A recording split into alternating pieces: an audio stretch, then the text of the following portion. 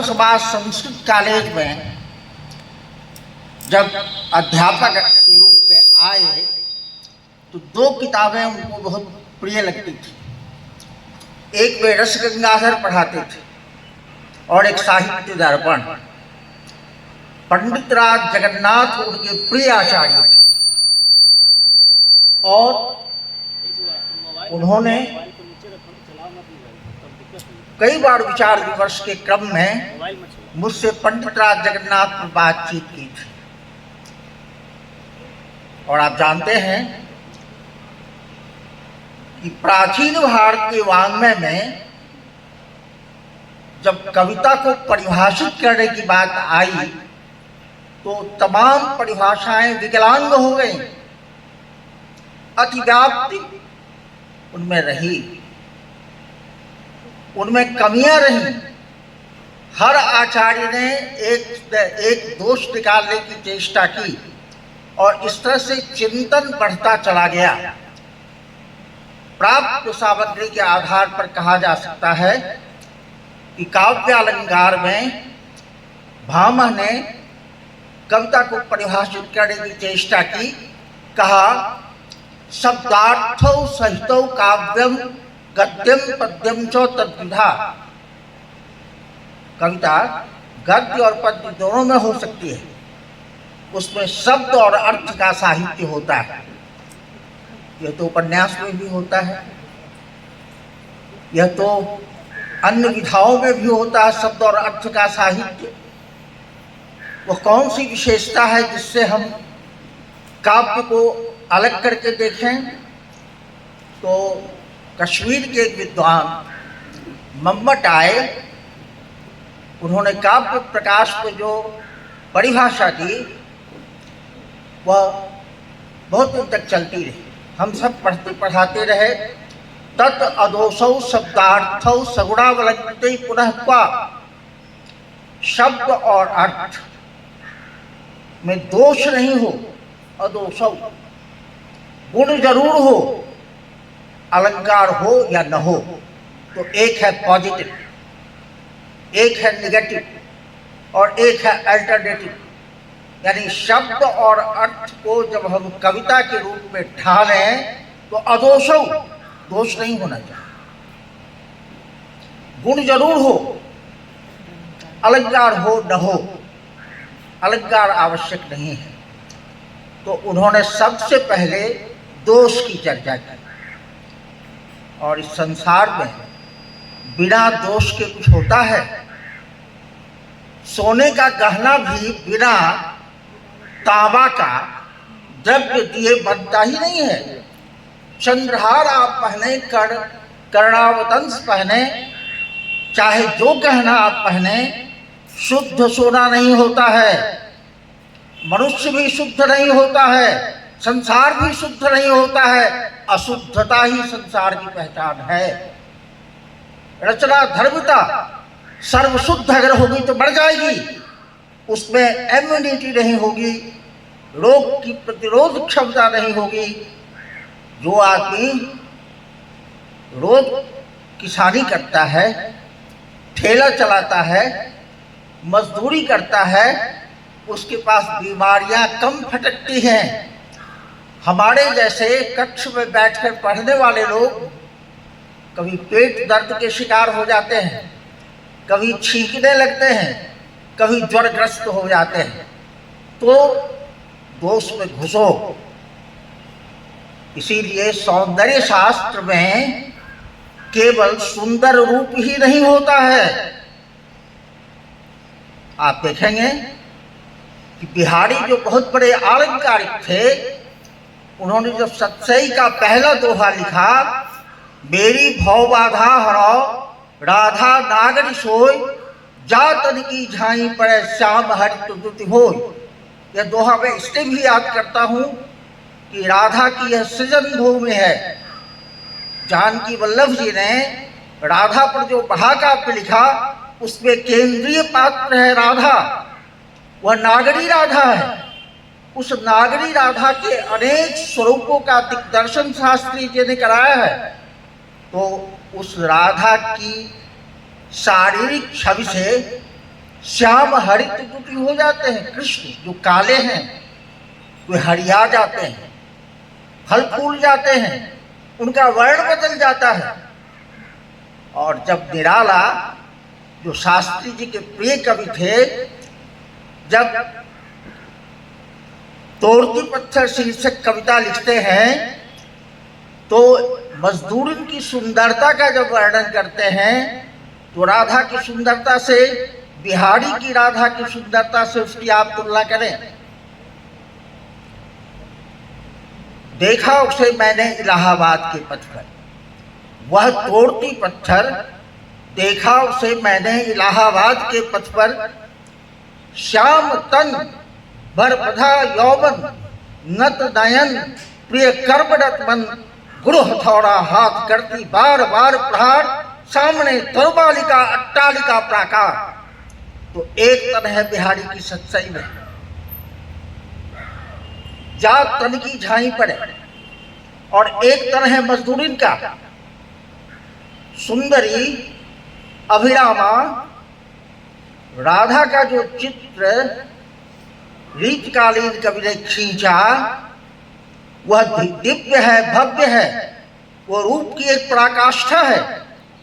परंतु जब निराला एक श्याम तन वाली मजदूरिन का सौंदर्य वर्णन करते हैं तो कविता को परहेज नहीं होता है। कविता केवल सुंदरता की उपासना नहीं, सुंदरता की खोज है। दोष में भी गुण देखने की जो अभिप्सा है, जो शक्तिवत्ता है, कविता वहां से प्रारंभ होती है।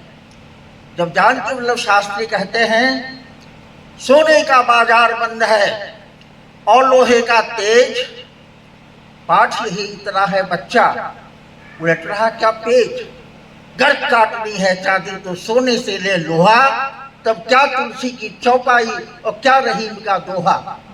यानी देश काल के परिप्रेक्ष्य में कविता के वर्ण विषय को, उसकी विषय वस्तु को जानकी वल्लभ जी बदल देते हैं। यह जो बदलाव है यह नए विषय की खोज है। और पंडित राज जगन्नाथ को पढ़ाते हुए जानकी वल्लभ जी इस पंक्ति की बार बार चर्चा करते थे। रमणीयार्थ प्रतिपादक शब्द काव्यम।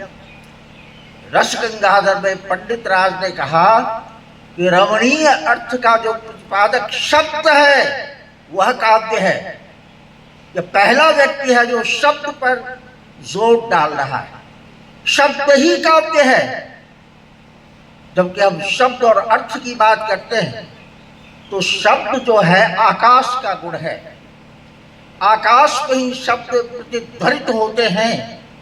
इसलिए जब आकाश तत्व की बात आती है तो अर्थ के आकाश में हम उड्डयन करते हैं। स्थिति यह है कि शब्द और अर्थ में यह रमणीयता क्या होती है, सौंदर्य क्या होता है।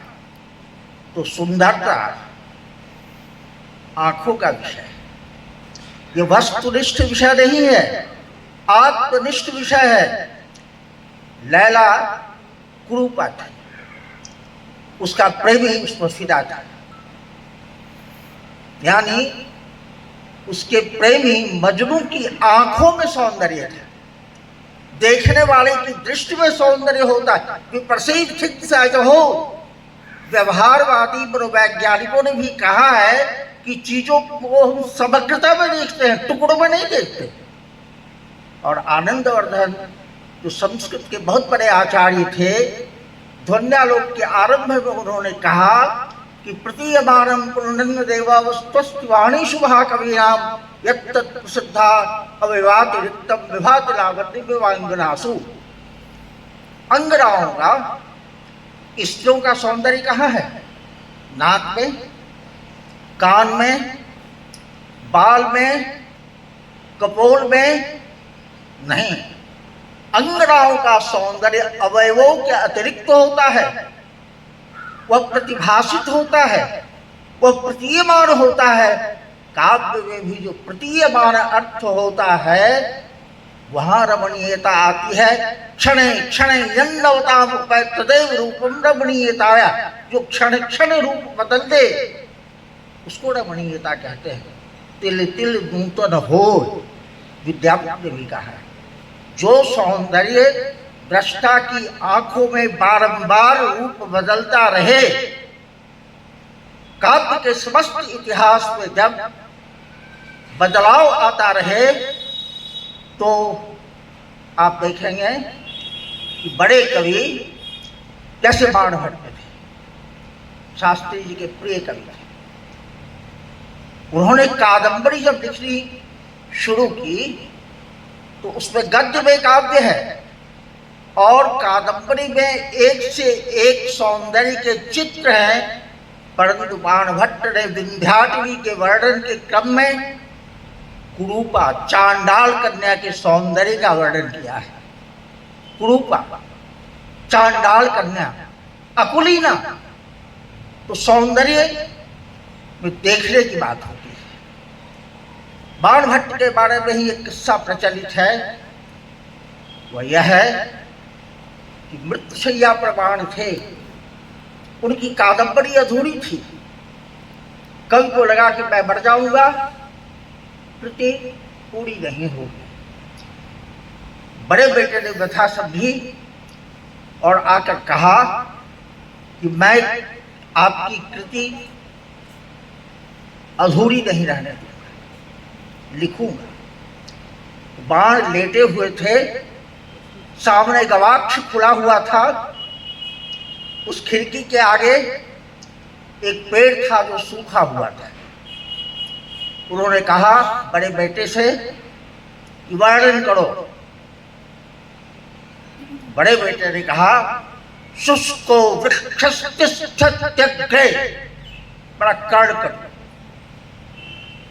कवि के कान में कष्ट होने लगा जबकि उसने यथार्थ वर्णन किया था।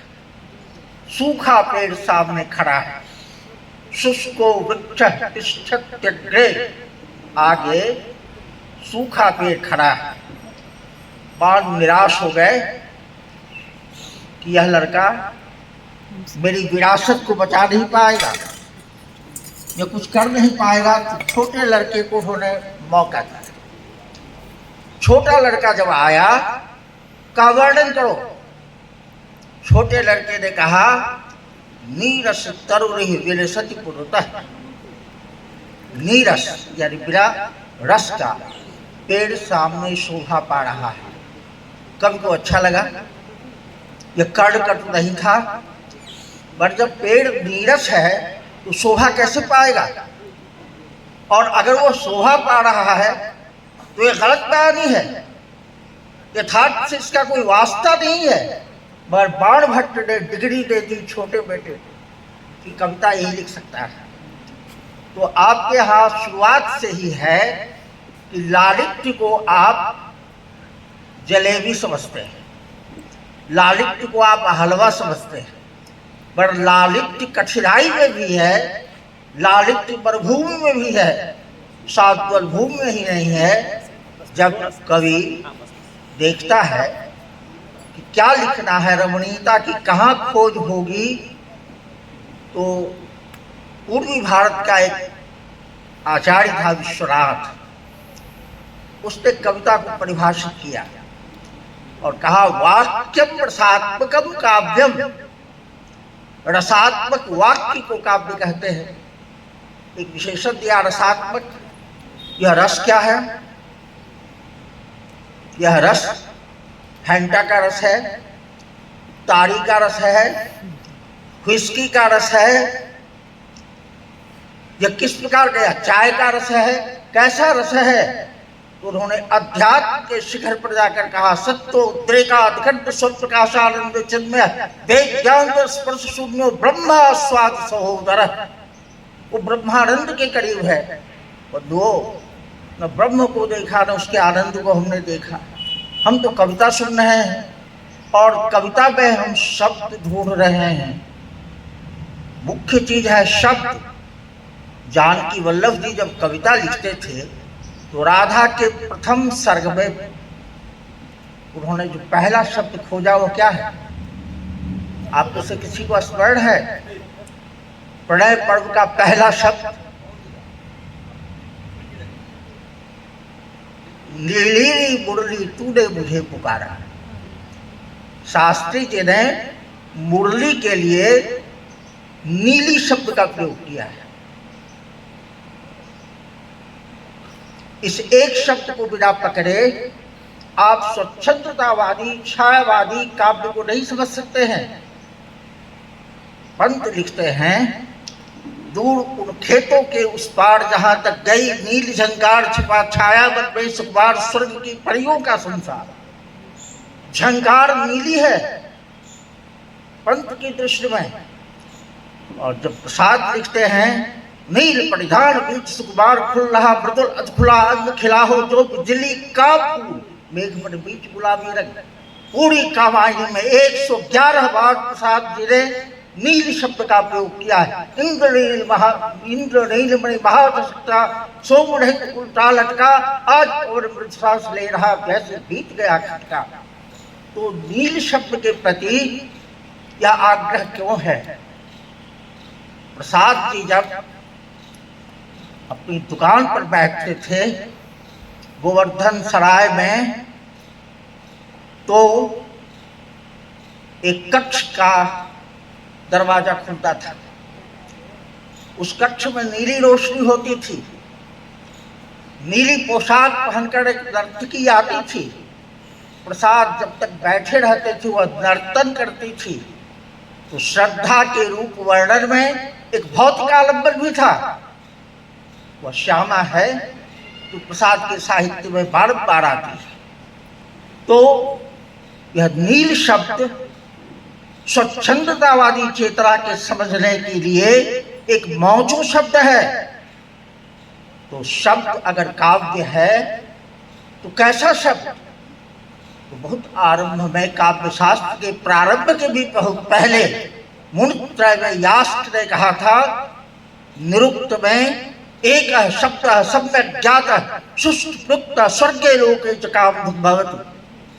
एक शब्द को अगर ठीक से जाना जाए, उसका ठीक से प्रयोग किया जाए, तो इस लोक को कौन कहे, पर लोक तक की प्राप्ति होती है। तो शब्द की जो साधना होती है, निराला शास्त्री जी के प्रिय कवि थे। निराला की प्रसिद्ध रचना है राम की शक्ति पूजा। उसका पहला शब्द है, पहला आधा वाक्य है, रवि हुआ अस्त। उसका सेविकॉन है, रवि हुआ अस्त ज्योति के पत्र पर लिखा अबर, रह गया राम रावण का अपना देश बड़ा आज का, वगैरह वगैरह। तो रवि हुआ अस्त या अभिधा है, सूरज डूब गया। मगर सूरज के डूब जाने की जो अर्थगत व्याप्ति है, यह शब्द जो उड़ान भर रहा है, निराला का नाम है सूर्यकांत त्रिपाठी निराला। रवि हुआ अस्त और राम है सूर्यवंशी। उस युद्ध के प्रसंग में उनकी आभा बंद पड़ गई है। निराला को भी जीवन के संघर्ष में बहुत कुछ झेलना पड़ रहा है। तो रवि हुआ अस्त, यह वाक्य उन्होंने लिया वाल्मीकि से। रविरस्तंगता है रात्रि प्रवृत्ता प्राणहारिणी, यह वाल्मीकि की रामायण में है। तो रविरस्तंगता, सूरज डूब गया, यह वार्ता है। यह केवल अभिधात्मक कथन है, मगर निराला ने जब इसका प्रयोग किया, उसकी व्याप्ति बड़ी है। रवि हुआ अस्त, सूर्यवंशी राम का पराक्रम अस्त हो गया, सांझ हो गई, लड़ाई ठहर गई। रात में लड़ाई नहीं होती है और स्वयं निराला के जीवन में अंधकार उतर आया है। अंधकार मुक्तिबोध में भी आपने देखा, और निराला में अंधकार से तमस से लड़ने का एक माध्यम है। तुलसीदास को उन्होंने देखा, भारत के नभ का प्रभा पूर्य शीतल छाय, सांस्कृतिक सूर्य अस्तमित आज रे तमस्तूर्य दिन मंडल। मैं अकेला देखता हूँ आ रही मेरे दिवस की सांध्य वेला। निराला में यह जो अंधकार है, सूरज के डूबने का जो माहौल है, वो शब्द की शक्ति की बात करता है। और जब शब्द की शक्ति की बात आती है तो काव्य शास्त्र रुकता है। काव्य शास्त्र कहता है कि अविधा, लक्षणा और व्यंजना, ये तीन शक्तियां हैं, शब्द की शक्तियां हैं। तो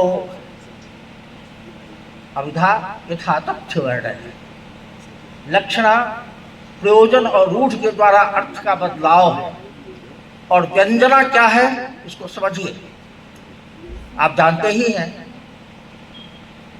सांझ हो गई, विद्यार्थी को दूसरा विद्यार्थी कहता है कि सांझ हो गई, चलो हॉस्टल स्टडी पीरियड मेंटेन करना है।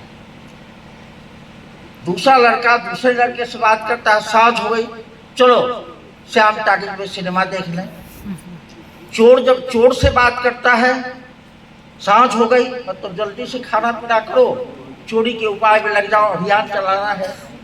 तो एक सांझ हो गई, इसके अर्थ के आयाम कितने ज्यादा हैं, लेकिन जब व्यंजना भी चुक जाती है तब असली काव्य शुरू होता है। मिथिला के पंडित थे जिनको लोग याद नहीं करता है, दिक्कत है। मुजफ्फरपुर और दरभंगा और आसपास के लोगों को हम लोग महत्व नहीं देते, मगर देखना पड़ता है। मिथिला के नागेश भट्ट ने कहा कि नहीं, शब्द की ये तीन शक्तियां ही नहीं होती हैं, चौथी शक्ति के बारे में उन्होंने कहा कि अगर कोई किसी से कहे कि काके भ्यो दधि रक्षता, कौवे से दही की रक्षा कर रहा है। कोई यज्ञ हो रहा है, भोज हो रहा है, और अपने किसी चेला को कोई कहे यहाँ खड़े रहो, और यह दही है, आकर के कौवा इसको जुठा नहीं दे, वह लड़का खड़ा हो जाएगा। कौवा आएगा भगा देगा, और कुत्ता आ जाएगा तब क्या होगा? कुत्ता खाने लगेगा, बिल्ली खाने लगेगी तब क्या होगा? तो कहेगा गुरु ने तो कहा कि कौवा से रक्षा करें। कुत्ता खा रहा है, काहे रोकेंगे? बिल्ली खा रही है, काहे रोकेंगे? कोई आदमी आके हाथ लगा के खा रहा है, काहे रोकेंगे? तो काके भ्यो दधि रक्षताम में तात्पर्य क्या है, इंटेंशन क्या है, लक्ष्य क्या है?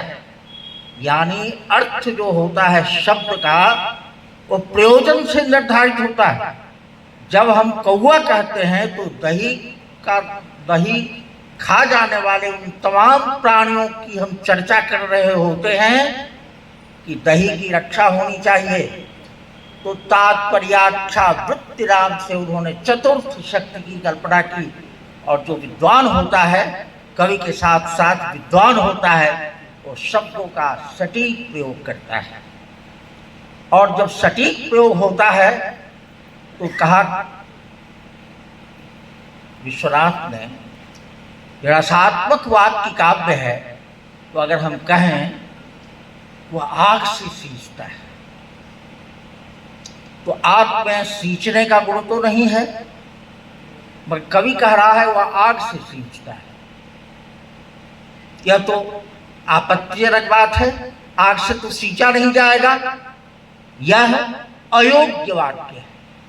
लेकिन भूल जाते हैं विश्वनाथ कि आग से सींचने का मतलब से क्रांति कोई कर रहा है, आंदोलन कर रहा है, और आंदोलन के क्रम में वह आग की फसल तैयार कर रहा है। दिनकर की एक कविता है, आग की भीख निर्वाक है हिमालय, गंगा डरी हुई है, निस्तब्धता दिशा की दिल में भरी हुई है, 50 दाद भीषण विकराल मांगता हूँ, प्यारे स्वदेश के ही बलिदान मांगता हूँ। तो आग की कई सारे अर्थगत रूप भी होते हैं, और कविता का सबसे बड़ा काम होता है कि वह वाक और अर्थ की समन्विति की चर्चा करे। जानकी वल्लभ जी को कालिदास बहुत प्रिय थे। उनकी एक काव्य पुस्तक का नाम ही है शिप्रा, जो कालिदास की प्रिय नदी है, और कालिदास पर उन्होंने एक उपन्यास ही लिखा है। और मेघ गीत में कालिदास के बहुत सारे संदर्भ हैं। तो कालिदास उनके प्रिय कवि थे। तो कालिदास ने क्या कहा रघुवंशम के प्रारंभ में, वागर्था संपृक्तो वागर्थ जगतः पितरो वंदे पार्वती परमेश्वरो। जैसे पार्वती और परमेश्वर की मिल जाने से अर्धनारीश्वर नामक देवता की अवतारणा होती है, वैसे ही वाक और अर्थ के मिलाप से कविता आकार ग्रहण करती है। और यह वाक और अर्थ का मिलाप क्या है? तुलसी बाबा ने भी कहा कि गिरा अर्थ जल बीच सब कहिए भिन्न भिन्न। जल है, उसमें लहर है, उड़ भी, तो दोनों में भेद नहीं होता है। तो कालिदास को जिसने पढ़ा है, यह कालिदास शब्दों का कवि है। कालिदास अपनी उपमाओं के लिए मशहूर हैं, उपमा कालिदासस्य। लेकिन कालिदास शब्दों के बहुत बड़े ज्ञाता थे। मेघ को दूत बनाता था, साधारण बात है। अरे दूत तो वह होता है जो बोलता है, चालता है, चिट्ठी लेके जाता है। अब तो मोबाइल भी दूत ही है, उसके जरिए हम बात कर लेते हैं। तो दूत जो होता है वह सब प्राण होता है, बोलता है। कालिदास ने जब यह काव्य लिखा तो उस जमाने के बड़े जबरदस्त आलोचक भामह ने उनकी विग्रहणा की, उनके खिलाफ लिखा। अवाचो अव्यक्तवाचश्च दूर देश विचारणा कथम दूत्य प्रपत्तेरन इति युक्त्यायुज्यते। संपूर्ण मेघदूत में अयुक्तिवत नाम का दोष है। जो बोल नहीं सकता है, जिसके पास वाणी नहीं है, उसको कवि दूत बना रहा है। ये उस समय के आलोचक का दृष्टिकोण था। लेकिन कालांतर में लोगों ने कहा कि मानवीकरण भी एक अलंकार है। प्रकृति में चेतना का आरोप करके अगर प्रकृति को हम बोलने के लिए प्रेरित कर देते हैं, प्रकृति स्वयं बोलने लगती है। तो जब पंथ का बादल बोलता है, सुरपत के हम ही हैं अनुचर जगत प्राण के भी सहचर, मेघदूत की सजल कल्पना चातक के चिरजीवन धर। तो मेघ स्वयं अपना वर्णन कर रहा है। निराला संध्या में सुंदरी का आरोप करते हैं। दिवसावसान का समय मेघ में आसमान से उतर रही संध्या सुंदरी पड़ी सी धीरे धीरे। तो प्रकृति में जब चेतना का आरोप हम करते हैं तो बिना यह कवित्व की प्रतिभा के संभव नहीं है। तो बंधुओं, अज्ञेय को हम जब पढ़ते हैं तो देखते हैं कि अज्ञेय भी शब्द की बात करते हैं, शब्दों की खोज करते हैं। प्रयोगवादी कवि, नई कविता की कवि भी शब्दों की खोज करते हैं। और इसी क्रम में एक बात याद आती है, टी.एस. एलियट ने जब कहा, काव्य पर विचार करते हुए कहा, poetry is not the trading laws of emotions but an escape from emotions. It is not the expression of the personality, but an escape from the personality। यानी कविता में कवि के व्यक्तित्व का प्रकाशन नहीं होता है, व्यक्तित्व से पलायन ही काव्य है। और रूमानी कवि कहते हैं कि नहीं, spontaneous overflow of powerful feelings, उद्दाम भावनाओं का जो स्वरूप है काव्य वही है। इस चीज को लेकर काव्य भाषा के सिद्धांत में जब बात की गई तो आई.ए. रिचर्ड्स ने कहा